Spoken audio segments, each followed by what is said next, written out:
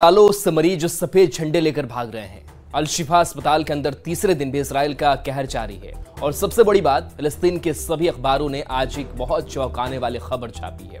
दावा यह किया गया है कि इजराइल की आर्मी ने 7 अक्टूबर की तारीख को अपने ही देश के नागरिकों को मार डाला। और ये मामूली मौत नहीं, बाकायदा लड़ाकू विमानों से बम बरसाए गए। लेकिन इस दावे का पूरा सच हमने ढूंढ निकाला है।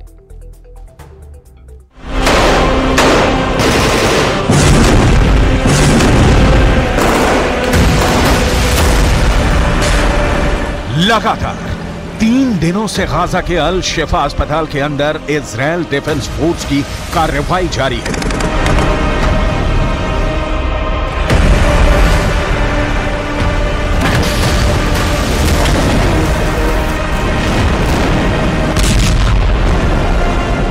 और अब जिस तरह की तस्वीर और जिस तरह की खबरें सामने आ रही हैं, अरब मुल्कों और फिलिस्तीन के समर्थकों के अंदर गुस्सा बढ़ता जा रहा है।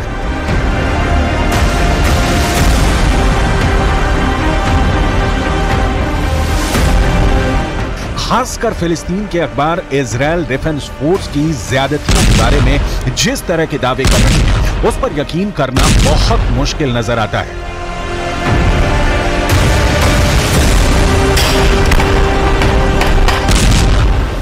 फिलिस्तीन के अखबार लिख रहे हैं कि अल शिफा अस्पताल के अंदर इजराइल की डिफेंस फोर्स ने घोषणा की है कि सिर्फ 1 घंटे के अंदर अल शिफा अस्पताल को पूरी तरह से खाली कर दिया जाए। इस पर इजराइल डिफेंस फोर्स ने क्या कहा है, ये आपको आगे बताएंगे। लेकिन सबसे पहले अल शिफा अस्पताल की परिस्थितियों पर बात करेंगे।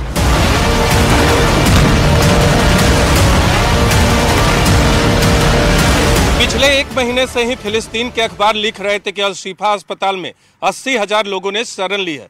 लेकिन इन 80,000 लोगों का क्या हुआ? क्या ये लोग अल शिफा अस्पताल छोड़ के जा चुके हैं या फिर अल शिफा अस्पताल के कैंपस में ही मौजूद हैं? इस बारे में अब तक कोई रिपोर्ट सामने नहीं आई है। हालांकि जो रिपोर्ट्स फिलिस्तीन के अखबारों के द्वारा दी जा रही हैं, वो ये है कि अल शिफा अस्पताल के अंदर अभी भी 500 से ज्यादा मरीज हैं और लगभग 250 के करीब कर्मचारी इस वक्त भी मौजूद हैं। जबकि अल शिफा अस्पताल के अंदर 4,500 कर्मचारी नौकरी करते हैं। इससे साफ पता चलता है कि अस्पताल लगभग खाली हो चुका है। लेकिन अब फिलिस्तीन के अखबारों में यह खबर छपी है कि जो मरीज अल शिफा अस्पताल के अंदर थे, वो सफेद झंडा लेकर अस्पताल से भाग रहे हैं। वो पैदल भागते हुए अस्पताल को छोड़ रहे हैं। फिलिस्तीन के अखबारों का दावा है कि इजराइल की आर्मी ने कई लोगों को बंधक भी बना लिया है। इसके अलावा जो लोग अस्पताल के बाहर नजर आ रहे हैं, उनकी तलाशी कपड़े उतार कर की जा रही है। अल शिफा अस्पताल के एक डॉक्टर ने दावा किया कि सिर्फ 1 घंटे के अंदर पूरे अस्पताल को खाली करने के लिए कहा गया है। दूसरी तरफ अल शिफा अस्पताल के निदेशक ये दावा कर रहे हैं कि इजराइल अल शिफा अस्पताल के बाहर जिसको देख रहा है, मार रहा है। इजराइल नरसंहार कर रहा है।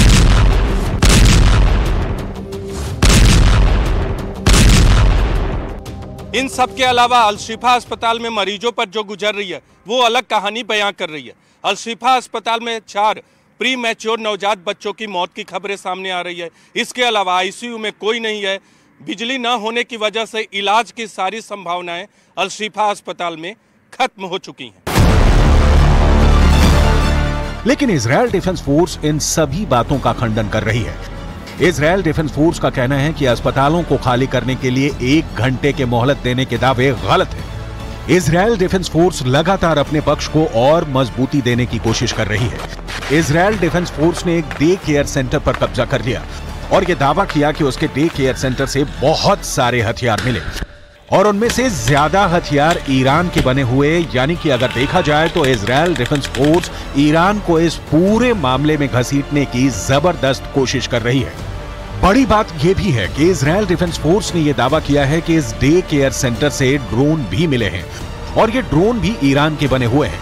ईरान के ड्रोन ने यूक्रेन के युद्ध में भारी कोहराम मचाया था और यूक्रेन के अंदर जिस तरह से लोगों को घुटनों पर ला दिया था, ये पूरी दुनिया को पता है। और ऐसे में हमास के पास से ईरान के ड्रोन का मिलना खतरनाक संकेत है। इस बीच इजराइल के एक अखबार ने यह दावा किया कि 7 अक्टूबर को नोवा म्यूजिक फेस्टिवल में जो लोग मारे गए थे उसमें कई लोग इजराइल के लड़ाकू विमानों द्वारा गिराए गए बमों से मारे गए। जैसे ही ये खबर अखबारों में छपी, फिलिस्तीन के तमाम अखबारों ने ये हेडलाइंस लगानी शुरू कर दी कि नोवा म्यूजिक फेस्टिवल में मारे गए लोगों को इजराइल ने ही मारा है। हालांकि इसका पूरा सच क्या है आगे हम बताएंगे, लेकिन सबसे पहले ये जानना जरूरी है कि आखिर नोवा फेस्टिवल क्या था और इस नोवा फेस्टिवल में हुए आतंकी हमले ने इजराइल को कितना बड़ा घाव दिया है। दरअसल 7 अक्टूबर को जब इजराइल पर हमास ने आतंकवादी हमला किया था, उसी दिन गाजा की सीमा से थोड़ी दूर इजराइल के अंदर मशहूर नोवा फेस्टिवल चल रहा था। ये म्यूजिक फेस्टिवल इजराइल के अंदर हर साल बहुत धूमधाम से मनाया जाता है और इस फेस्टिवल में हजारों की संख्या में युवा शामिल होते हैं। इस नोवा फेस्टिवल में करीब 4000 लोग शामिल थे और जैसे ही आतंकवादियों ने हमला किया, फेस्टिवल में भगदड़ मच गई और लोग भागने लगे। इस बारे में इजराइल के एक अखबार में बहुत बड़ा और नया दावा किया है। आगे आपको बताएंगे कि ये दावा क्या है, लेकिन सबसे पहले ये जानना जरूरी है कि आखिर नोवा म्यूजिक फेस्टिवल में कैसे सबसे ज्यादा लोग मारे गए।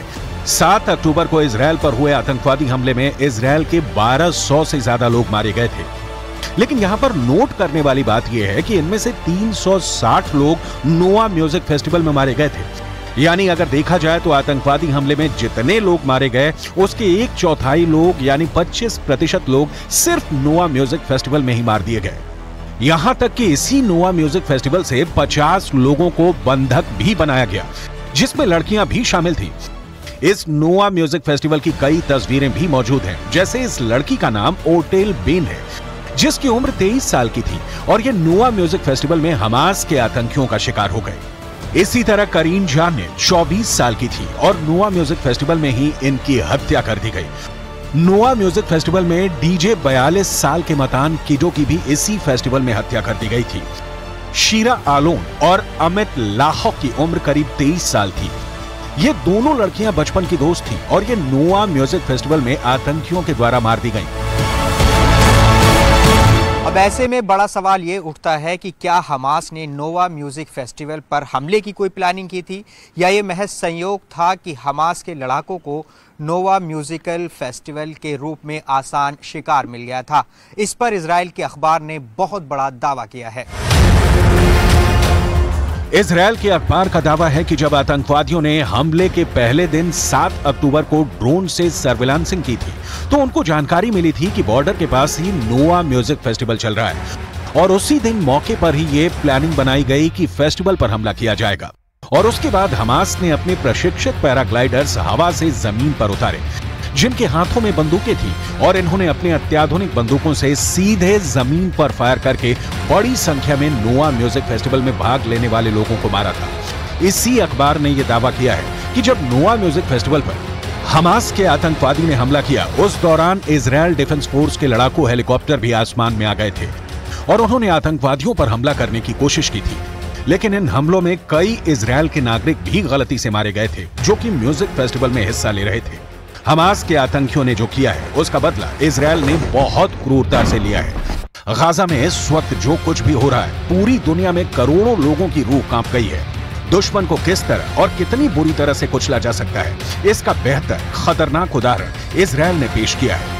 अगर तस्वीर देखेंगे तो शायद आंखें फट जाए, क्योंकि गाजा पट्टी के अंदर इजराइल धीरे धीरे अपनी जड़ों को बहुत गहरा कर रहा है और इस खूनी गदर के बीच में सैकड़ों ऐसे लोग नजर आ रहे हैं जो मलबों के अंदर अपने परिवार के सदस्यों की लाशों को तलाश रहे हैं।